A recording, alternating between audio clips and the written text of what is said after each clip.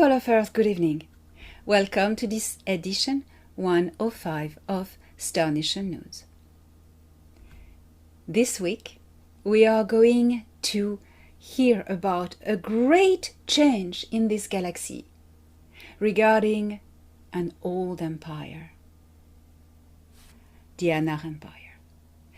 What has the fall of another regressive empire, the Sikaar, produced as a reaction in this galaxy? We will know everything about it in this Star Nation News 105. I will also take you with Thoran Eridion to the Solar System's other planets, see what is going on there and what are the prediction for operations to happen in this star system. Without further ado, I invite you to fasten your seatbelt and engage.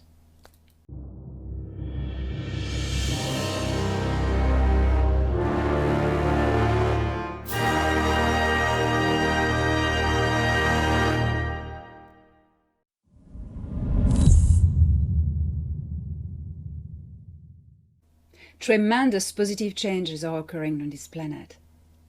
And as predicted by Thoran, at the end of 2025, tremendous revelations are occurring, have started in January and are now unfolding. These predictions of these events occurring, these hidden files finally released.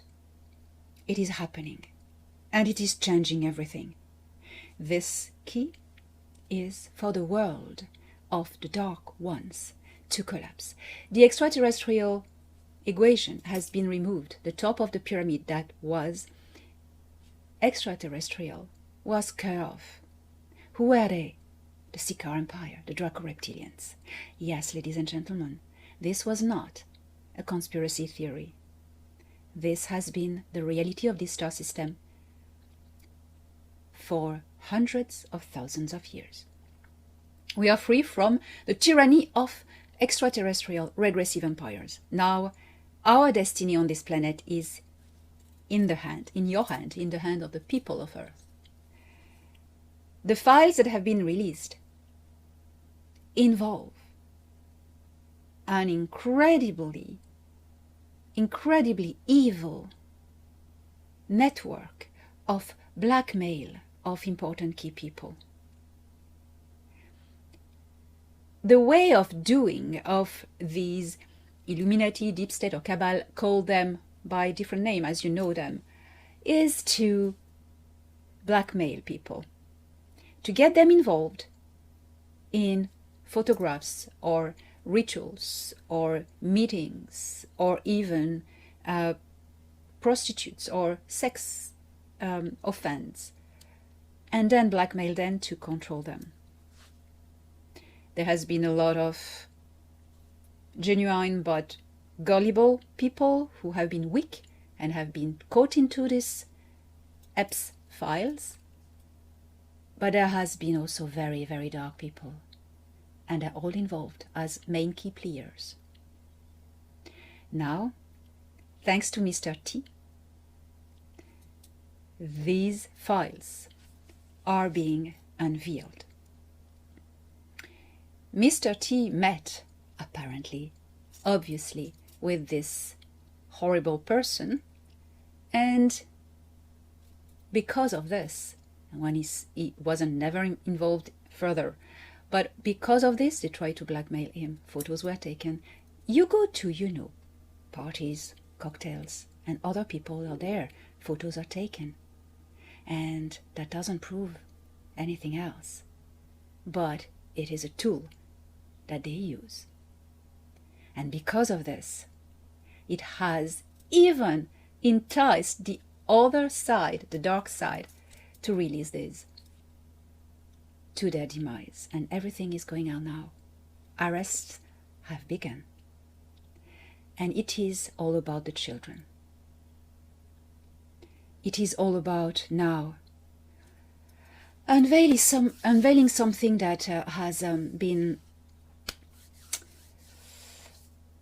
horrible, but need to come out. And the operation of the Earth Alliance are retrieving victims that are still in circles of these dark predators. And the dark predators are being arrested, one after the other. I told you last year, there's a wave swiping from west to east all over the world. Children are going to receive justice. Children are the treasure of a culture, of humanity. Children are the carriers of the future. Harming innocent is not only passible of justice, but creates for yourself points of karma that are going to take these people, these souls, who have perpetrated these horrors, to the darkest, winding down vortices of consciousness. Good luck with that. It is time to speak out, to spread the information, but spread it. Do not linger in the energy. Do not give in the energy. Because there's a trap there again for you, is to fall into this dark energy. Share the fact, share the information. It has to go all around the world. But do not linger into the pain, the hurt, the negativity. This belongs to the old world. Make justice for children by sharing the truth. Just the facts. And focus, parallel to this, at building what you want for the future. The focus is not on the horrors that have happened, but it is on the goodness that we are going to build together. It is and always have been about the children, because they are the architects. Thorhan Eredion, my contact in the Galactic Federation of World and soulmate, lifetime after lifetime, gave me a message to the people of Earth. He said this: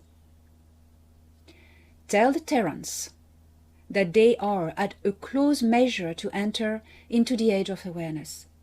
Distractions have been paving their way, but they shall not be distracted. They shall focus on their attention towards the threshold of awareness. This is something within they only can find and walk through.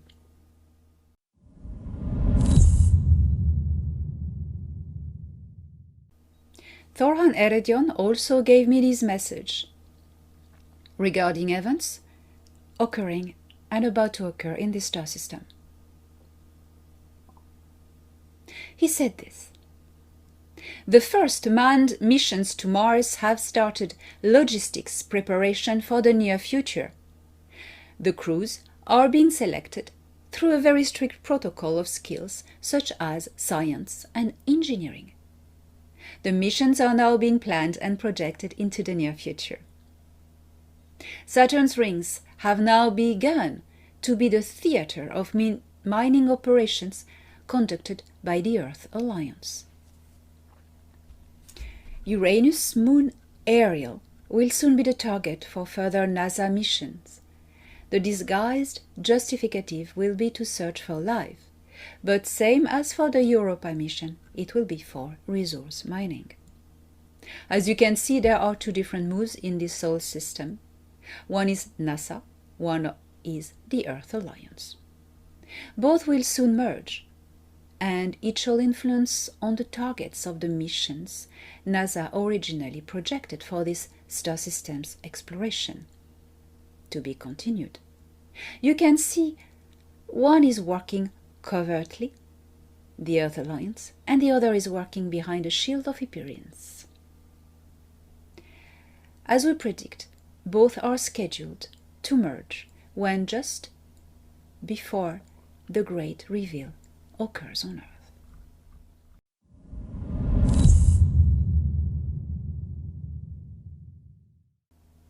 Thorhan Eredion, tells us that our galaxy is beautiful.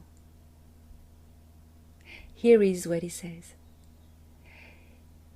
He says, I speak about the Nataru galaxy, where I have incarnated many times, very long for some of them. My true home mother is Alderan, what you call Pegasus 7331, 45 million light years from here. We call the galaxies mothers. This is true, for they are daughters of Creator Source. Creation is a mind. It is a single consciousness, fractally multiple at the same time, inhabiting an infinite brain network of galaxies. If you really want to see the face of God, look at the flower of life.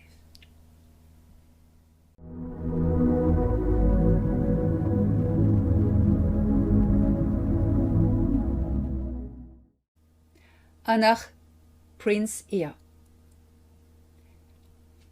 is back from 1 Earth month of visit in the Sirius B star system at the seat of the empire of his father, Anu. Ea asked me to keep this mission secret because he does not like to tell when he is not around and when he is, for security reasons. Ea left this star system in his shuttle on board a cargo to the Sirius B star system, half January, and he was back a month later, mid-February, just before the Shiva festival, Maha Shivaratri. What did he do there? His father, the Emperor Anu, summoned him to come. He traveled alongside his grandniece Inanna, for she is learning about the empire's politics to play a role in the future. Ea was asked to come by his father Anu regarding great political changes his father has been deciding to do. These great political changes were made possible since the fall of the Sikar Empire. As to remind a little bit of history, the Sikar Empire had very deep ties with Anu's empire because of a deal Anu stupidly made 372,000 years ago, even a little bit before. He made this deal with the Sikar queen, who tricked him into producing an heir that would be half Sikar, raised by the Sikar, and that would take over Anu's empire in exchange for territories. Anu was at the time young, and he was hungry for expanding his young empire. He accepted, was tricked. The child was Enlil, half Sikar and raised by the Sikar. He was a Sikar at heart as well. We know the story when Enlil was sent to Earth, away from the empire, and we know the whole rest of the story. Anu could never, ever do anything against Enlil, except keeping him occupied, because of his ties. He was tied by the Sikar Empire. He couldn't do anything. He couldn't risk the whole machinery of the very powerful Sikar Empire to attack and destroy the whole Anach Empire. This had been a threat for a long time, for all this time. And the Sikar took over Earth, covertly. And Enlil was at their top, their leadership, with his son Ninurta and Marduk, for a long time. And Earth has known very dark ages since then.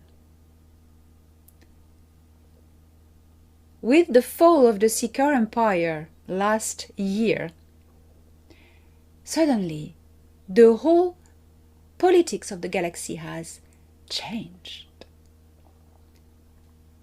Civilizations took back their sovereignty And the Anak Empire suddenly was free to take its own decision. There was no more threat from the Seeker Empire. So Anu waited that the exopolitics in the galaxy calmed down, that the Seeker were really disabled, and he decided to do a big cleanup in his government. Why? Because there were elements in his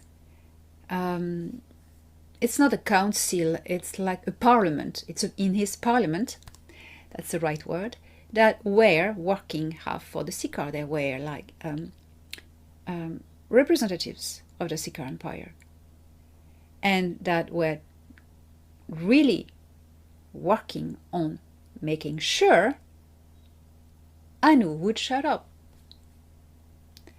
Anu has been keeping these at bay. It was very, very stressful, very difficult. He was very well advised by Ea. Ea said to him, wait, that the Seeker collapse, and then you can act, father. And that's what Anu did. He said to Ea, it's time. Come to Anukar. What is Anukar? It is the fortress citadel imperial city on Ashtari-Nibiru. Ashtari is the name the Anachim gave to Tula, Sirius B. And Nibiru is the name of their planet, and they call it the Nibiru of Ashtari. Always the same roots. Ash, light, Ashtari, Ashkera, Ashara, all these names. Ash, the bright light. Ea left one day, and I was communicating with him every day. I was brought to the Nibiru mothership that had stayed in the orbit of Jupiter, and I was communicating with him through an Anak technology that is called a Bamarash. It is mirrors, quantumly entangled, and he has one on the Nibiru in his quarters. So I was being brought there nearly every night, not towards the end because I was really exhausted from this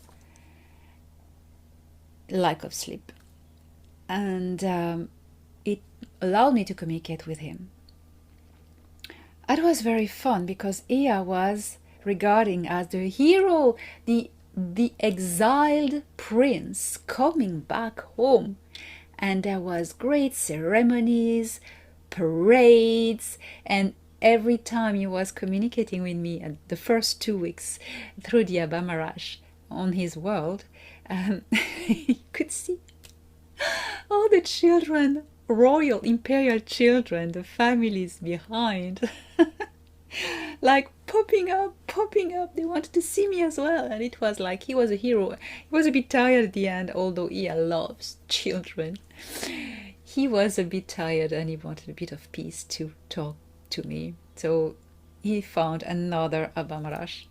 That was so beautiful, so beautiful. He was holding the kids in his arms, his grand-1,000 years old grandchildren.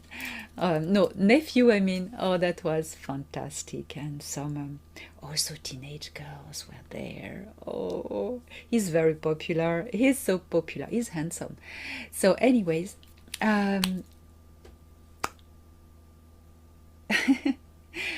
sorry. Here is what happened. There were a series of meetings where Anu put Ea in charge of picking the new government, because one day the new government will work with Ea when Ea will step onto the throne. So Ea had to pick his own future government and advise his father. So that is what happened. There were all these meetings and all these reunions, and Ishka was there. Ishka, we know him as Thought or Jehuti. He has always been the mentor of Ea, a generation older. Ishka is also Ningish Zida. He's the older brother of Ea's mother Namu, and he was there as well, and he was telling Ea, yeah, because Ea hadn't been there, so he was briefing Ea, you know, and he said, you must not let this person influence you and this and that. It was incredible. So after 3 weeks of negotiations, parliament meetings, the whole government on Anukar was redone anew. Now Anu has full power.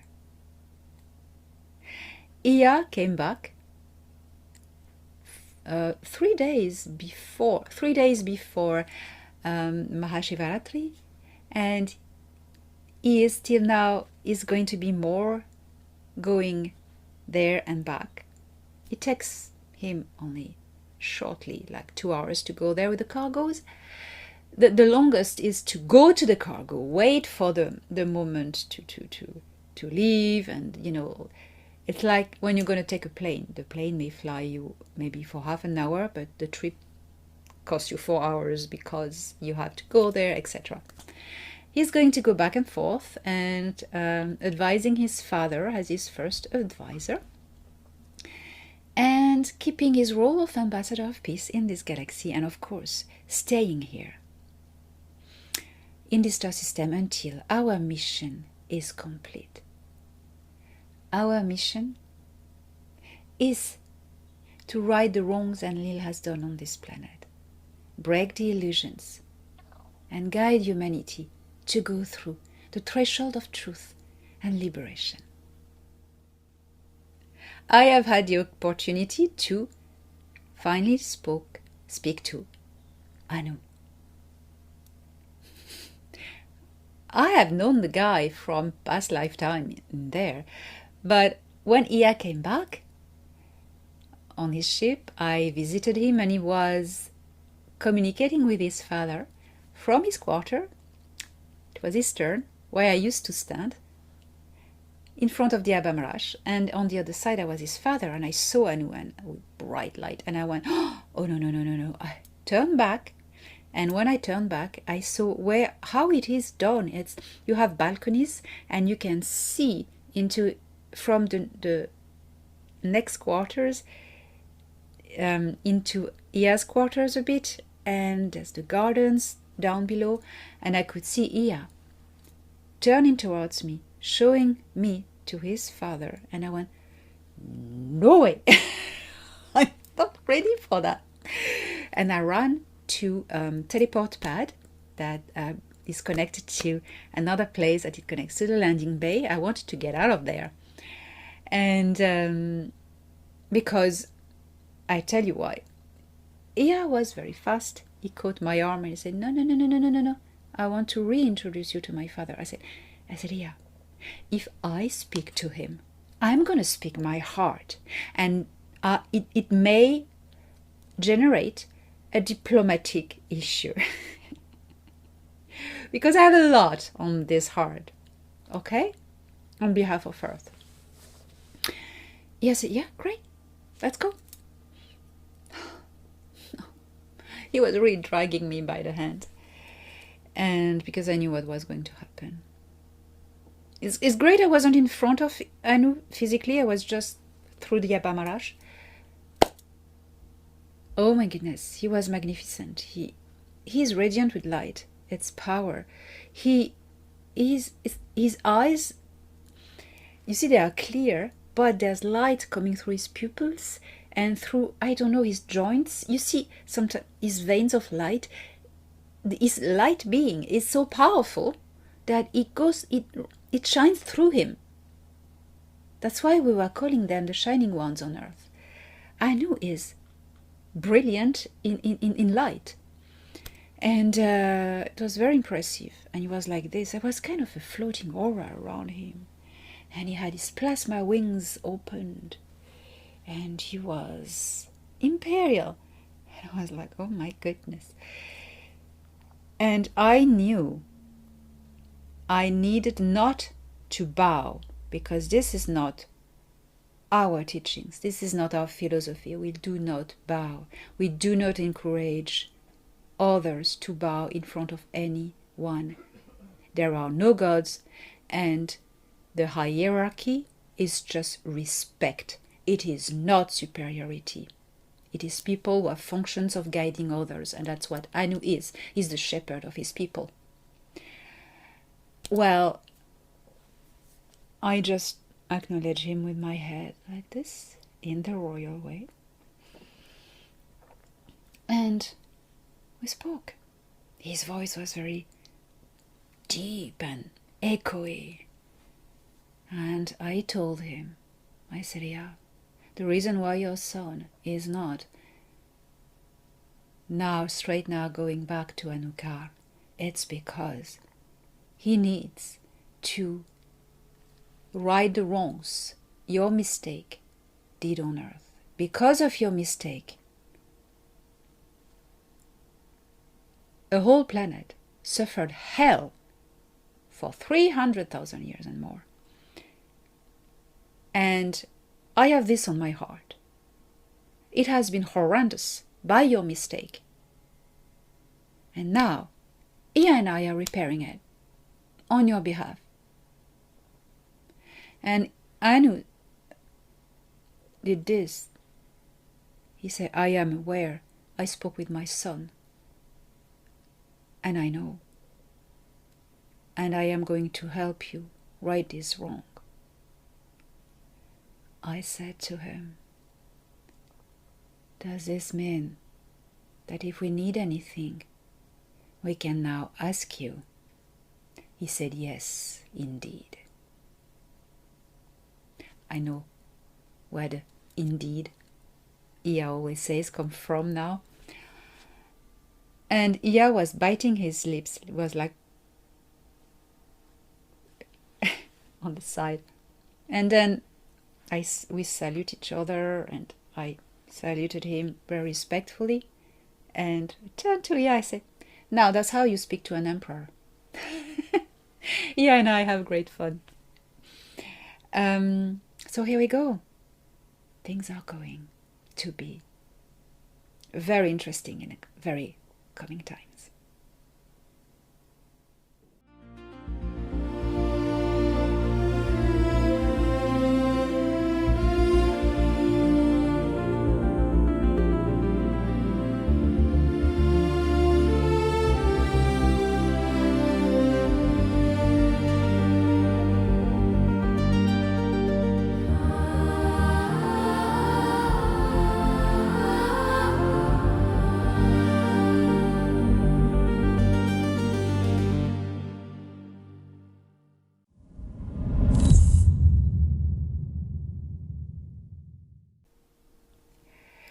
Please come to Pétos in France, May 9 and 10th, to attend a formidable conference with French speakers, scientists, ufologists, contactees such as Robert Lortal.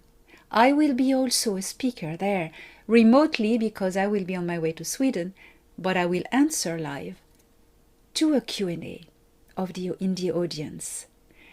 And I am looking forward to this. This is going to be an incredible conference organized by Agnes Leray and Chris's son. Agnes is a woman I admire. She is one of integrity and dedication to disclosure and truth. Agnes Leray, thank you for fighting and not giving a shit to all those who try to stop you. And she has had threats. A lot. I will be then on my way to Sweden for the Scandinavian GDX conference in Stockholm on May 24th, and then to Japan in Tokyo for June 17. And so on, leading to Nashville in October. And who knows what's going to happen in between. I will update you because there are some plans. I want to touch about a hot topic that has a bit of caused some stir. The topic is the flyovers I have organized. There has been, in September 2024 in Westminster, Colorado, at the occasion of a conference. I'm not naming conferences and people anymore because I am attacked by these people every time. Listen to this. I was asked by the curator of the conference, and you have all the clues on my website at the page of the article Denver Flyover, a month before to bring spaceships from the Federation. So I asked Thoran, he said yes. Thoran had done it in France already in Val-Soyeux the previous year, when after the final show, the ships came in and everybody could see 30.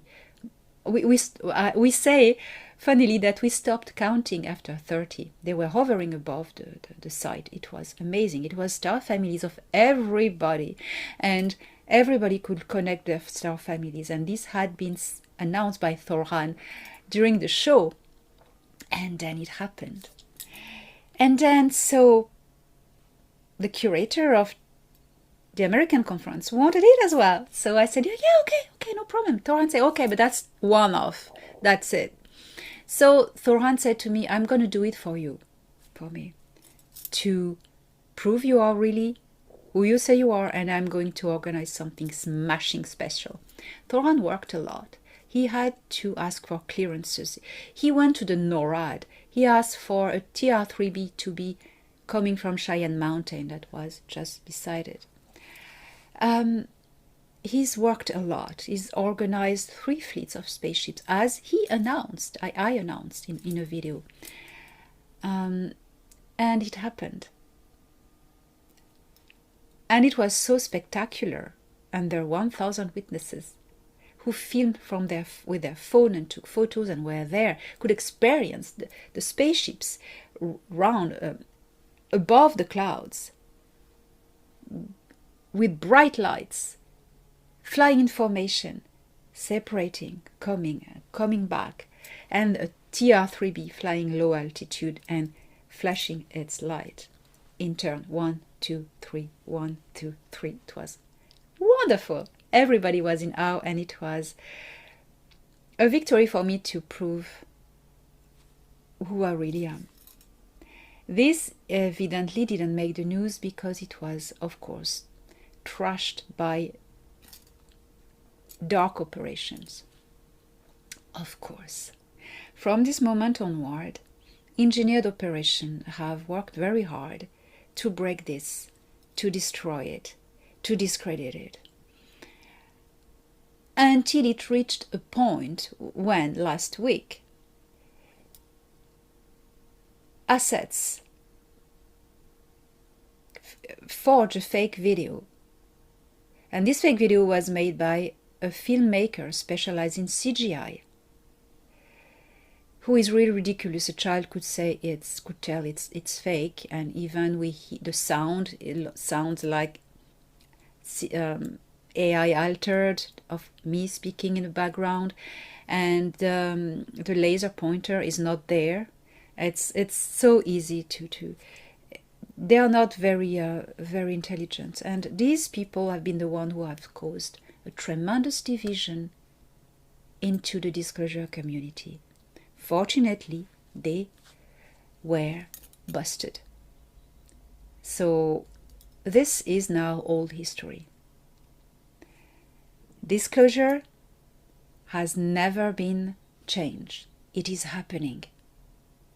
And the agents programmed by the dark, because when it is a year and a half after, still under the fire of attacks, it is a programming.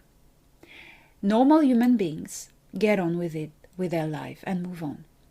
This obsessive attacks against me are the proof that it is an operation.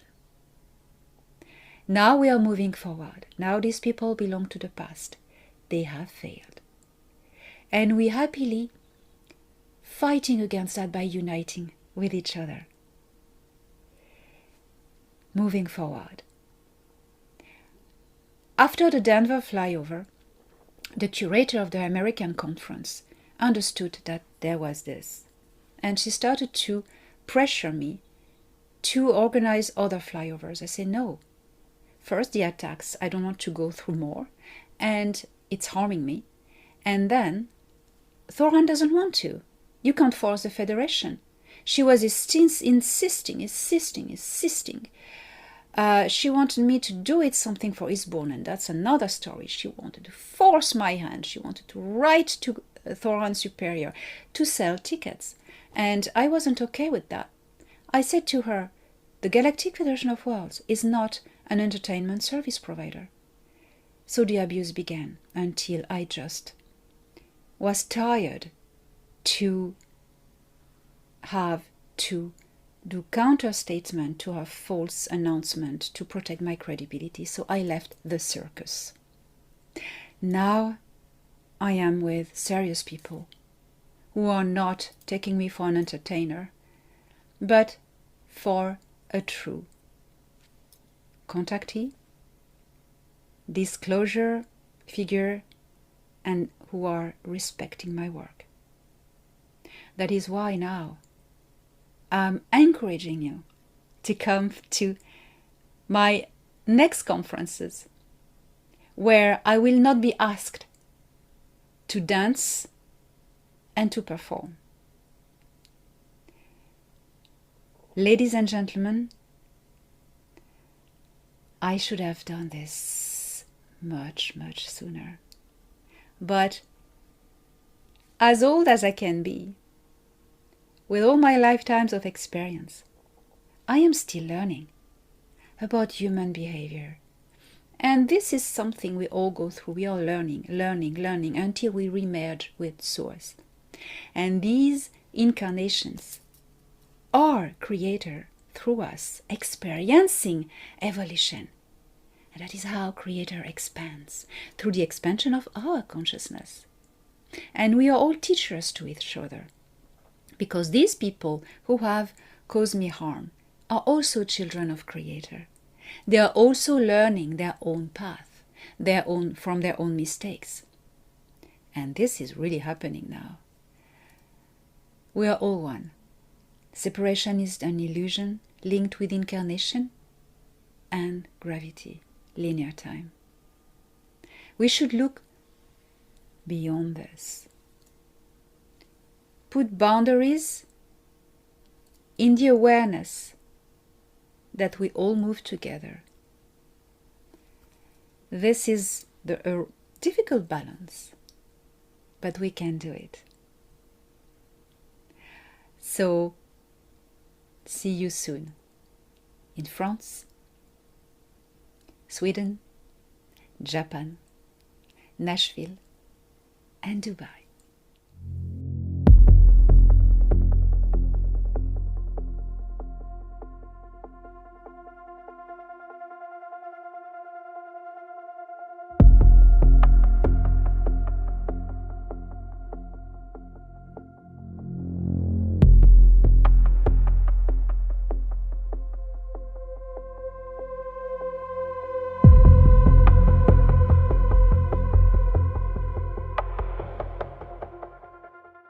We have witnessed a deep division within the disclosure community, most specifically the well-known whistleblowers and researchers that were more like a family when they convened at conferences like Galactic Spiritual Informers Connection.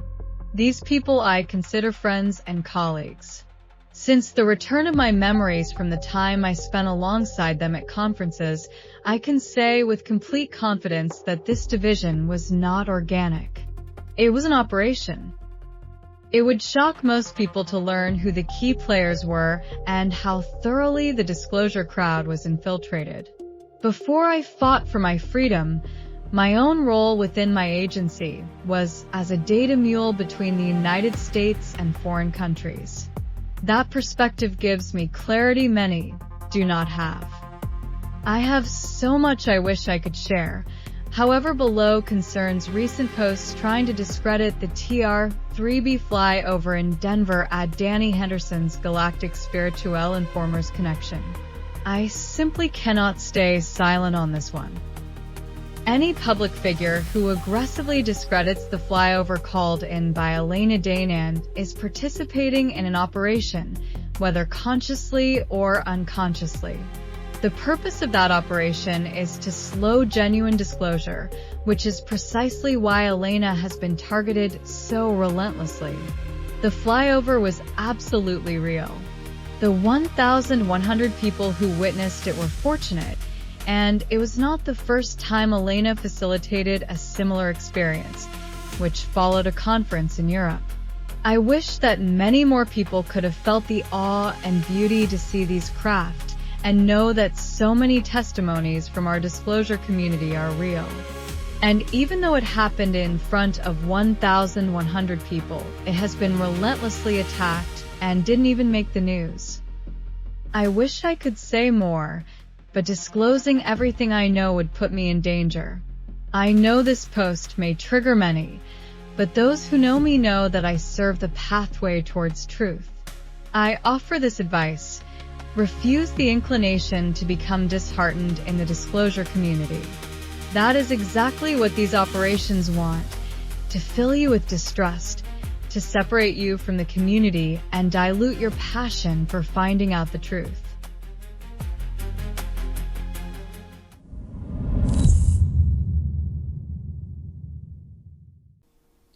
Astral travel is commonly framed as an out-of-body projection of an etheric form that remains tethered to the physical body by what many traditions refer to as the silver cord. This etheric body is invisible, it's etheric, and it is intangible. You cannot touch it, it's not physical. It's a non-physical projection of consciousness.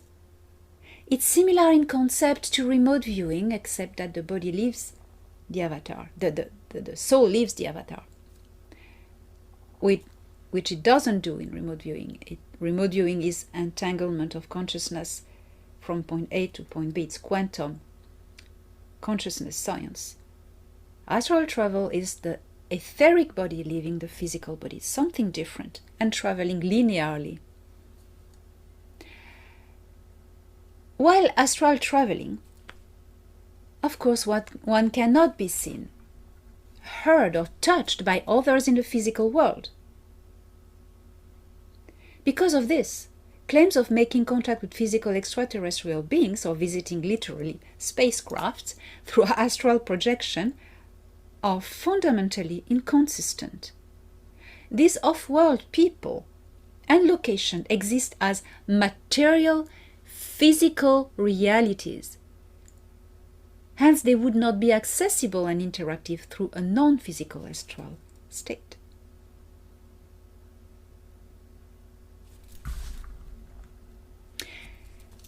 Same as ghosts. They could not either see you, hear you, or touch you. Not mentioning as well the fact that these extraterrestrial spacecrafts and facilities are protected by holographic anti-remote viewing shields. Therefore, assertion of extraterrestrials' contacts via astral projection should be regarded as psychological or imaginative phenomena rather than literal encounters.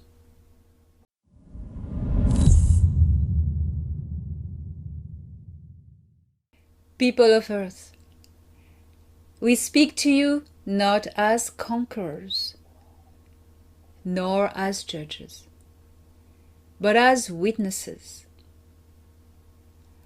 Across the vast distances between stars, we have learned a truth that outshines any sun.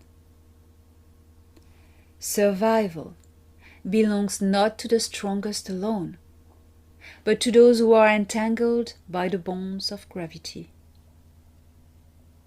and cultures who function as a cohesive group. Your world is young in the language of the cosmos. You quarrel, You divide, you fear, but you also love, create, and reach beyond yourselves. That reaching is where and why we are here. You are not separate from one another. The same elements that form the oceans and mountains of the planet you incarnated upon flow through every one of your physical avatars. The same fragile atmosphere shelters all your breaths. When you harm one another, you dim your collective light. When you protect one another, you brighten it. In the cold expanse of space, unity is warmth, it is life. Stand together, not because you are identical, but because you are interconnected. Choose cooperation over conflict. Choose understanding over suspicion. Choose the future you could build, rather than the past that divides you. You are one world. Act like it. We are watching with hope. This is a message from High Commander Thor Han Eridian, Oranatari Shari Battle Station XLR-6. When evidence and truths are being presented, and the world is heading towards the great reveal of our presence among you, the distractors are interfering. We recommend, in the Galactic Federation of Worlds, that you do not set your attention on the distractions. It is time you leave behind the distractors. What was set in stone in the past is unchangeable, but the future you create by setting intent in the present. Humans may be entangled in ego competitions, and to win the first prize certain of them will not hesitate to deceive. May it tarnish their own reputation. May they destroy everything they have built. Hubris is poison. Division is distraction. Turn your backs to the distractors. Turn your face towards what you want to build for humanity.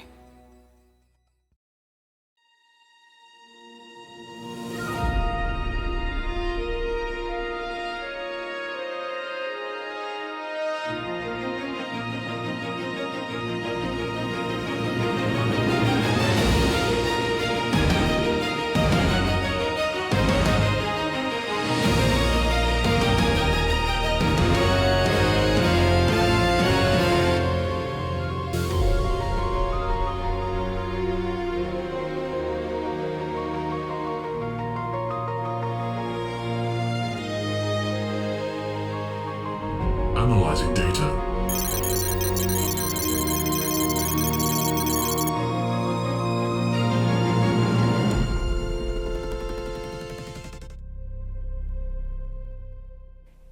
The real name of this yellow-white star, located 189.6 light-years away from Earth, is a number for the Federation, but the Carya Veldi named their star system Carrion, and their two homeworlds, Sonia and Velda. The Carya Veldi are a formidable and ancient species shaped by the twin crucibles of conflict and endurance. Their civilization rose from the ashen plains of Velda and a harsh, mineral-rich world where survival demanded strength, unity, and cunning. They can be extremely dangerous, but they do not pose a threat to the balance of the galaxy. However, they are known for having been at war with other cultures for 500 years. Now members of the Galactic Federation of Worlds under careful observation, they walk the narrow path between their warrior instinct and the higher understanding that true mastery lies in self-control. They are about 9 feet tall, have 4 arms, and can live up to 150 years. They have grayish skin, clear eyes and thin long noses. They wear clothes, often dark blue, as it is a pigment found in abundance in the soil of Velda. They also live on Sonia, the second planet in their system. However, they originate from Velda, the third planet, which they now use as a mining facility. They rarely visited Earth because of the Sikaar occupation. Although they always enjoyed a good fight, the carrier Veldi don't want to get involved in a conflict with the Sikaar. Their fleet and military resources were not sufficient for direct confrontation at the time. Their ships are oblong and silvery. They are slower than the Federation ships, but they can withstand strong constraints, such as vortices and interdimensional travel. They are oviparous, binary, and their societal structure functions on an individuated consciousness model.